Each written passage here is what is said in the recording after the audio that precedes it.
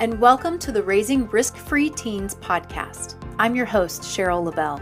In this risky world we live in today, we want to equip parents to help their teens avoid unnecessary risk. We'll touch on hot topics of the current culture. We'll talk about sexual risk avoidance and any other important information to keep you informed as a parent. All of our topics are rooted in science, facts, and medical accuracy, not opinion. Thanks for listening and hope you enjoy the podcast. Today, my guest is Katie McNealy, and she is a sexual risk avoidance educator with Clarity. Thanks for joining us today, Katie. Yeah, glad to be here. Tell me, what do you enjoy the most about your job with Clarity? Oh, goodness. So I never thought I would be doing this job in the first place. Just never even knew it was a job before a year ago. But before even knowing it was a job, I have 2 teenagers myself, and I have such respect for teenagers. And I feel like in a lot of spaces they get a bad rap, or we'll deal with you after you're done being a roller coaster teenager. And I love being with them. I love my own kids so much. And then when I found out this was a job that I could go talk with teenagers about their sexual health and about important things and look them in the eye and show them how much they matter and are valued and have worth having this conversation with. They're worth having big conversations with. I think that's great. I love your energy and your thought that goes into that. And I would agree with you too. I like teenagers, but they can be kind of scary. So the teenage years, kids make mistakes. They're not perfect. A lot of the time we talk about this as a period when they are learning, growing into adulthood. So they're going to make mistakes. Today, we're going to talk about we all make mistakes. So tell me a little bit about that. When you're in the classroom, I know you have an opportunity to ask students questions and engage with them. We already have kind of an idea how our own children would respond to us. But there are kids, they're a little biased. What do you hear from students in the classroom when they share with you about this? So one of the very first discussion points we have with them in the classroom, we ask them who their trusted go-to adults are. And it is so important for them to have them. There are so many places they are getting information online, social media, everywhere. And we talk about that. And that's not all bad, but it is so important to have an actual older, healthy adult to speak to. And when I talk with them about that, I ask them to think of who they could be. I ask them to pay attention to who is sticking around during this roller coaster of teenage years. Because again, there would be some people that would say, I'm going to check you out when you're in your 20s. I don't know what to do with you right now. Pay attention to the adults that stick around during the teenage years. They can be your trusted adults. And so when I have them identify those, I always then ask, those are the people you will go to when you are having problems with your relationships, when you have big questions, when you have made mistakes. Those are the people you will go to. How do you want the conversation to go? I ask them. And inevitably, one of the first answers that I get in most classrooms is they want it to be calm. And that is so interesting to me that is the first word that comes to so many of their minds. They want it to be calm. And I wanted to speak to that for a minute because, I'm a parent of teenagers myself, and so it is not something we will get perfectly every time. We will be shocked when they've made a mistake. We will feel all kinds of things. And in a reaction, it's not all bad in that moment to react in a way that is normal and natural for an adult to react when a teenager has made a mistake.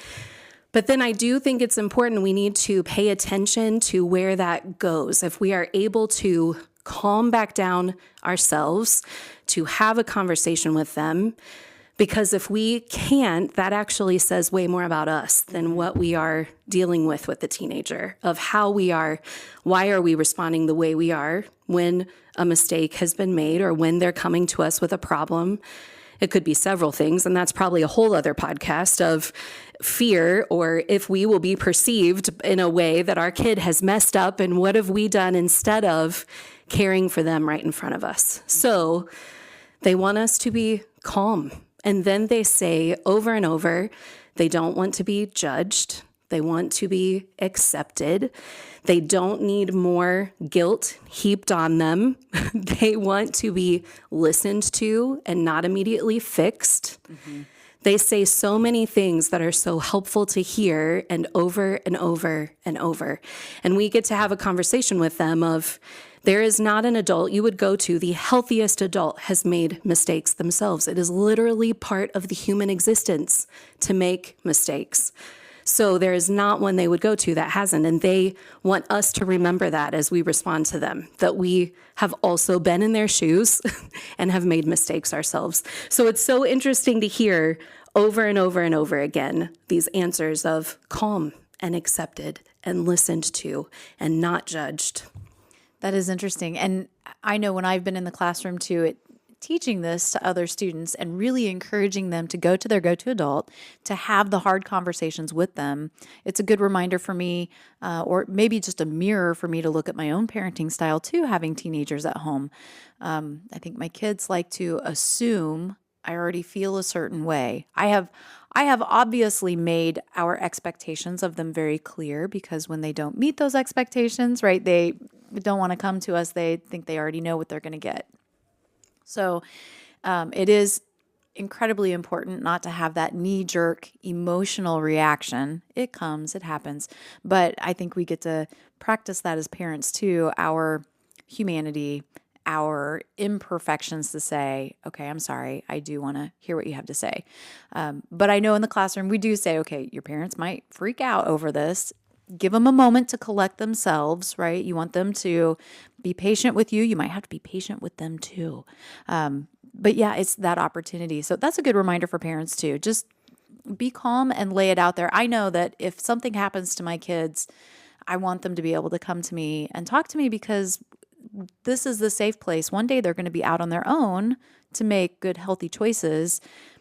And yeah, while they're here, this is the time that they're practicing and learning before it really becomes bigger and something they can't manage. So good. Okay, well, I'm excited to hear more about what you have to say. Well, and along with that, I did want to say too that yes, there are times where if we are the parent of the teen coming to us as the trusted adult, we are not going to get it right every time. And we may even at some point make it that they don't want to come back to us initially the next time that they've made a mistake. And that's why in the classrooms, we also stress how important it is to have more than one trusted adult. Multiple, for many reasons, but one of them is so that when we care about these teenagers, when we want what's best for them, when we want them to have a safe place, it unfortunately might not always be us. Mm-hmm. And I want to stay humble enough that I want other people speaking into my kids' lives too. And I want that for these teenagers that I speak to in the classrooms, that they have a safe place, but to be humble enough that it's okay if it's not us. But at that same time, we want to be guiding them to the other healthy adults in our lives, not just go find another adult to talk to in case you can't come to me or I'm not available or you're not wanting to right away, but we can guide them to other healthy adults.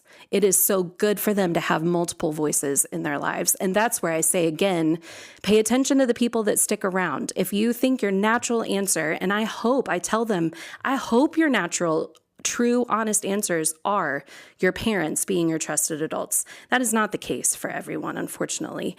And so then that's when I say, look for the people that stick around and find those healthy adults that can be there along with your parents or guardians or whomever you live with. Yeah, that it gives new perspective, a different kind of perspective. So I agree, fostering those kinds of relationships with others is great. My youngest son likes to come to me and tell me, well, I've been talking to my aunt, which is my younger sister.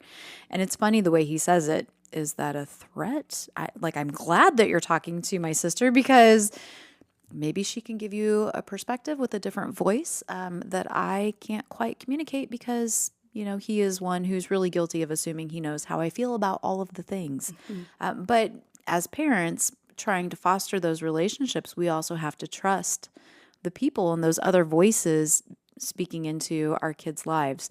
So taking an active role in that, because I'm sure there are people we could probably identify we we wouldn't be so confident or excited to have speaking into our children's lives. So we can't handpick those people, but trying to foster those healthy relationships is probably really good. And in those settings where our children are listening to a voice we think is not so great, probably having an open mind and asking those open-ended questions to understand what our child thinks about the conversations they're having. If we can foster that kind of relationship with our child, just to share that and not pass judgment. Sometimes our kids surprise us. They go through these stages where they're being influenced in ways that may not be so great. As a parent, if I come in and say, no, you can't do this, then they rebel, right? We push them away. But if we can come alongside them and have those conversations, you never know when it might be a year later they come back and say, that was a crazy stage in my life. Thanks for not judging me. Thanks for not, getting mad at me, or I don't know. I see my students speak in absolutes. Everything is absolute truth. So one morning they could wake up and say, this is who I am. And by lunchtime, this is who I am. And it's somebody completely different. And I think, oh my goodness, do you realize what you're saying? Anyway, they don't see that. Well, because it's literal science that our brains don't develop until we're in our mid-20s. And when I'm speaking to classrooms, I look at them and I hopefully have already established with them how much respect I have for them. They are trying to figure out who they are as people while doing everything that is expected of them at school and as a family and as a friend, and any interests that they have, and social media pressure. They have so much going on.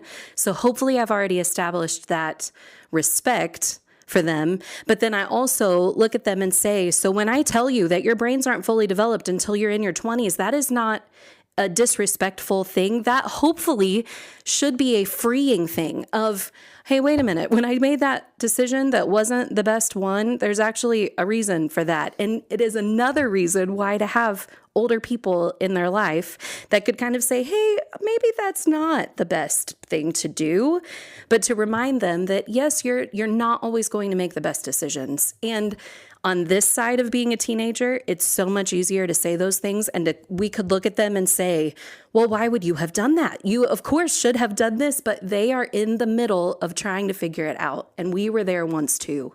And so when we talk about on this, when we are dealing with a teenager who has made a mistake, guiding versus dictating, that is so important to remember that we were there once too. We may not be able to remember it as clearly or as closely as we once did, but their brains are still developing. Decisions are not always going to be the greatest. And we want to be a safe place for them to land. That there would be consequences and punishment and whatever as needed, but still a safe place to land. Yeah. Yeah. And I think we can give that perspective or that comfort and support, like, oh, I've been there. Oh, I did something similar like that too. It opens the door really to grow closer in your relationship too, or to give that perspective of, it feels like this is the end of the world, but it's really not. It's going to be rough for a couple of weeks. If it's a heartache, if it's a disappointment, if it's failing a class, whatever it might be. But we, at least as parents, have that opportunity to help our child feel supported as they're coming back from it too, rebounding. So there's so many different aspects that kind of go with this. Yeah, that's another just thing to remember, that yes, they are living just in the right now. And we can help that instead of maybe condescendingly reminding them of that, to remember ourselves that we were once there and that we want to come alongside you. And then that's why, again, too, it is so important for us to stay humble at having many people help us. That's one of the things I listed when I really thought of, okay, how to help support those teenagers.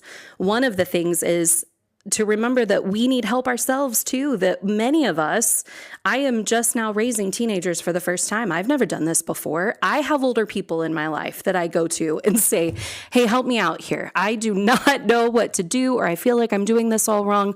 What in the world? So we are looking at them saying, you need some older people, but then let's be modeling that ourselves of, no, I've never raised teenagers before. I need some help. So that there are just many ways for us to stay humble alongside them. Yeah, because I think we think we're supposed to have all the answers. We're supposed to lead by example. We're supposed to have all the right words. But really, it's okay to say, I don't know, or I'm not sure. We're figuring this out together. I've had some of those moments with my kids too. I can't relate to everything that like my daughter has gone through, and I want to be there and support her and say, well, let's figure this out together and have those conversations. Do you think this would help? I'm just trying to find the different options, and present that too, that we can go together. That starts getting into our parenting styles, and that's hard for some of us too, but more of that assertive parenting, where we walk alongside. And it doesn't mean that we aren't parenting our child, but we're giving them an opportunity for input, and we're sort of guiding the options that they have. So they're choosing, right, more of the options that we want, but giving them that freedom so they have the buy-in. If they own it, they're going to commit to it more. But again, that's hard. As being a parent, we don't have all the answers, and hindsight is 2020. So I know we do look back and think so differently. So even though we make mistakes too, we need that relationship with our kids so that we can grow in that and rebound as well. And it'll be more genuine and respected for them, and model something for them that if they choose to be a parent or be a trusted adult for someone, that they do not have to have all of the answers either, that they can say, I don't know, that they will make mistakes and then apologize to we need to model that for our teenagers too, to when we get it wrong, to apologize and say we're sorry and own up to it. It will go a long way. Yeah, that's vulnerability. A lot of times we think as parents we can't show vulnerability because then it challenges or threatens the whole parenting relationship. But like you said, the teen years are a little different. We start changing and adjusting. I've noticed my daughter has hit a certain point of maturity that she and I went out. We had a kind of a girls' night. We went to dinner, we did some shopping, and it was a lot of fun. Still that mother-daughter relationship, but had some moments that are more friendship-like in that, teasing each other and joking with each other. And so making ourselves vulnerable in those moments really just contributes more to that future friendship, which is an added layer to the parent-child relationship. And it looks different for everyone. I have sons as well, and that also looks a little bit different than with my daughter, but it's a very important aspect. So when we talk about how to support these teenagers when they've made a mistake. And again, I am no expert. I do not have all of the answers. I just have a couple of teenagers, and I've spent a year in the classroom with middle schoolers and high schoolers, hearing lots of feedback from them and talking with them. But when we think of how can we support these teenagers through these mistakes that they've made, just some thoughts that I had. We want to listen with the intention to hear and not to fix. At least not right away. And that I tell the students and my own kids, that takes practice, because we will think, even when we don't have all of the answers, a lot of us think we do, that we have all of the answers. And so we need to be willing to listen, like really listen, instead of immediately thinking, I have this answer and I'm going to fix it. And then along with that right then might not be the time to have the long emotional conversation about it. That right then, if they are coming to us having made a mistake or needing help, that maybe we take care of the logistical and practical things in that moment, and we just, okay, yep, what do we need to do right now? Or you listen right then, and then maybe take a breath and a pause before going into the long emotional talk with them. And then sometimes that's maybe not even needed, the long emotional talk. There are too many words for some of our teenagers. So to kind of gauge that of which way it needs to go, but initially just listening instead of immediately trying to fix. I think that's so great. You've heard the saying that a woman will want to talk about her problems. She just wants to be heard, and a man will come in and just tries to fix them. And I've never really thought about that as a parent, but to get away from the assumptions about what husbands and wives or men and women do. But even as a parent, right, we do think that's our job. I'm here to fix you. I got to help you so you have this perfect life. And really, that's not what's going to make them into a stronger person. I also appreciate that you said to step back and pause. That's really good advice. And I've heard that in some other settings for like therapy sessions and stuff. Anytime it's intense, we have a lot of emotions that we need to process through. I've even found for my kids, just taking the time to talk about it and be heard, now they feel supported. They're not even looking for an answer or a solution or guidance. I think they have the capacity to get through it. They know what it is that they've done. They're working towards figuring out where they need to go, but just being able to talk about it, to process their feelings out loud, they feel supported. And that's what, as a parent, I want to do, in addition to guiding and sometimes punishing and all of those other parts, aspects to parenting. But I do want my kids to feel supported so that they will make healthier choices moving forward. And that along with that, I already spoke a little bit to it, but that is not the time to continue to heap guilt and shame. If they have come to us in the first place, they know they have messed up. They do not need to feel it more. But then even, so I also thought, well, maybe sometimes we'll find out about the mistakes, not from them. We'll find out from either the school or a third party or whomever. But that is still not the time to heap on guilt and shame. That will push them away. And our goal would be to draw them in. So when we think of that and we think of, well, when we make mistakes, which we all still do all the time, we need to think of, we would not want any other person making us feel worse for what we have done. Yet sometimes that can be one of the first things we go to, unfortunately, when we're speaking with teens about their mistakes. They do not need more guilt heaped on them from us. And I think they feel like they carry so much of their burdens and troubles and stress themselves, or they're looking to their friends or other relationships to help them process through that. We really want them coming to us so that we can make them feel more supported and give them, like you said, that supportive environment, that caring, loving, listening, let's walk through this and talk through it together. Some of the other things are just reiterating maybe some things that I already said, but we just want to continue to be a safe landing spot. Again, even if we haven't gotten it right before, or we have reacted poorly or incorrectly, that's when we can say that out loud, tell them, and we can be still that safe spot to acknowledge that, yeah, we didn't get it right and we messed up and I'm really sorry, but that they will know that we will love them no matter what. That if we are a trusted adult for our own kids or any other teenagers, that we know that they will be loved no matter what from us. I also wanted to just reiterate again that we need to be willing to ask for help ourselves, that we've never maybe been in this spot that we're in before. We all need to have trusted adults in our lives, whatever that age would be for whomever would be older than you. And then one other thing I hadn't touched on yet, that these conversations, all of these things I'm saying about that we want to be a safe landing spot. We want to be someone they can come to. We want them to know they will be loved no matter what. This should not be saved for in the moment of a mistake. These should be ongoing, continued conversations from the beginning of time, as your parenthood started, or your being the adult for a trusted adult for a teenager, to have the conversations ahead of time, that they know you are a safe landing spot, that you tell them a lot of things that you really like about them, that we're telling them the things that we love, how they're made, what they're good at, and then we will say, but I know you will not always get it right. And you will make mistakes, and that is okay. Literal part of the human existence. And you can still come to us. There would be nothing you could do that we wouldn't want to help or support. And especially, so we do go into classrooms talking about sexual health, and there's some heavier topics we talk about in a classroom, and one of them is sextortion. And actually, before this job, I did not know what that was.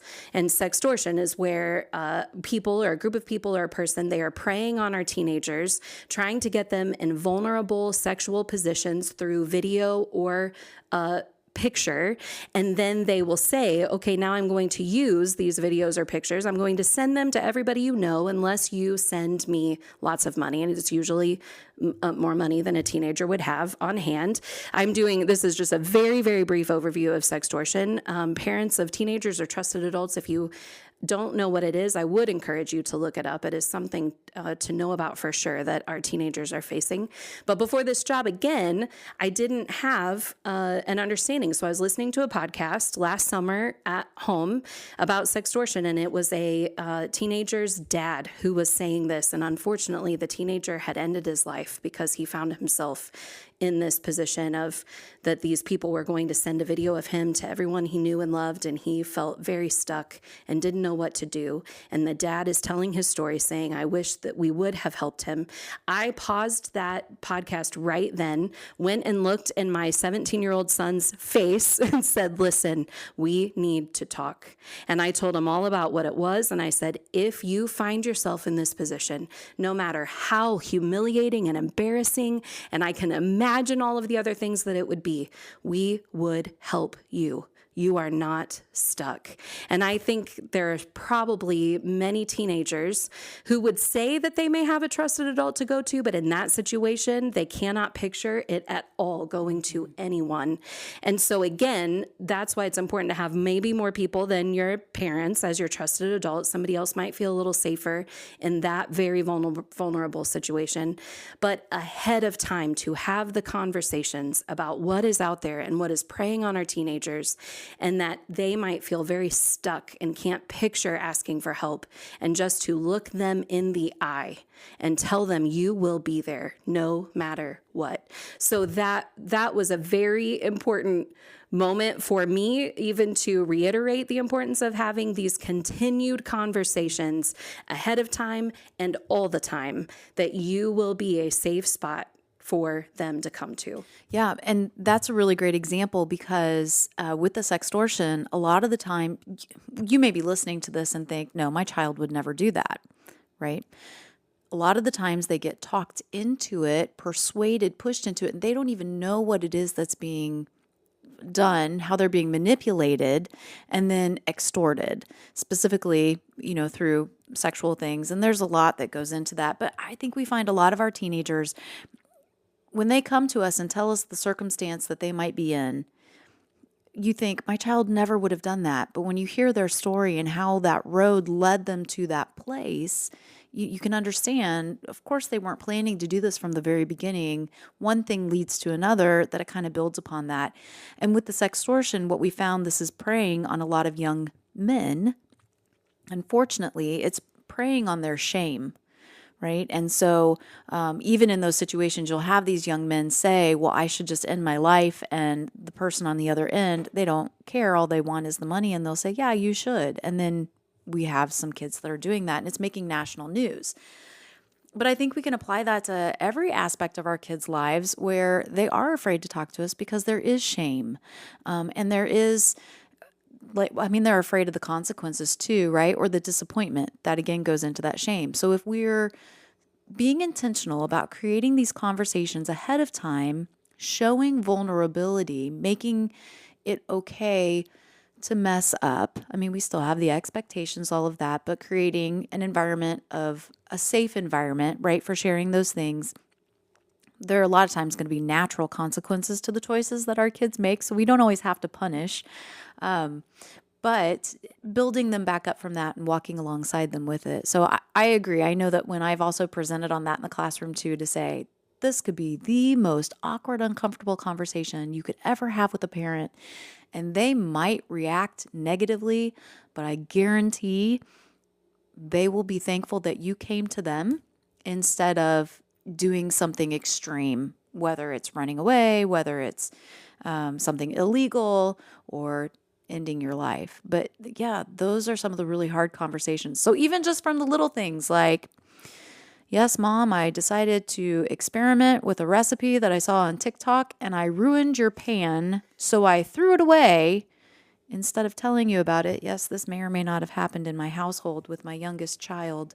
Even in those moments, right? If my son can't come to me and say, I messed up, I want him to be able to do that, because if there would be a bigger situation, I want to hear about that too. That's so true. Even staying available for the small, and so then later they will come to you with the big mistakes and mess ups. And then the last thing counseling and therapy, it is such a personal family decision for each of us to make, but it can be so helpful to have that third party perspective that's not so close. If there are situations that maybe you weren't the most trusted person to come to at one point, or they're not sure that they can, it is a good, safe place for them to start talking, especially if there have been mistakes that are being made and you don't know what to do. I just wanted to end with counseling and therapy, personal decision, but it can be really, really helpful with any aspect of life, but especially raising teenagers and having help for them, help for us. We're all in it together and just trying to do our best. Yeah, it's another great voice that is speaking into their lives to give them a perspective that we may not be able to because we're mom or we're dad or we're grandma, whatever it is, right? But it is a neutral, respected, professional voice, not only giving guidance, but perspective and helping our kids process through those things too. So wonderful. Well, thank you so much for all of this great information and for joining us today. Oh, of course, it was my pleasure. Again, not an expert, just living it with you. Hey, thanks for listening. This podcast is brought to you by Clarity of Central Indiana. We hope you enjoyed today's topic. Be sure to leave us a review and share with your friends. You can find any links mentioned in the episode notes. Always remember that you have value, you have worth, you matter.